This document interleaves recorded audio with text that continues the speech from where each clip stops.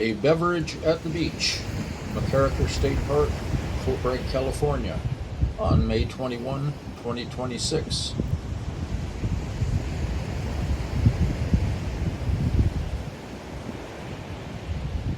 Welcome to MacKerricher State Park, just a few minutes north of Fort Bragg on the Mendocino Coast. It's one of those places locals grow up with and the visitors stumble into and never forget. 8 miles of coastline, dunes, bluffs, lakes, and trails, all wrapped into one long stretch of wild Pacific air. From downtown Fort Bragg, you can be standing on the sand in under 10 minutes.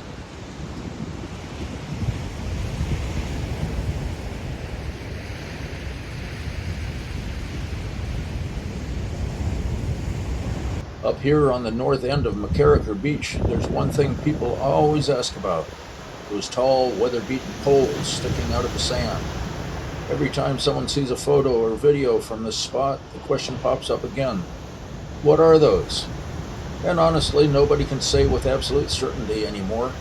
The records are thin, the shoreline has shifted, and time has erased the clean answer, so the mystery stays.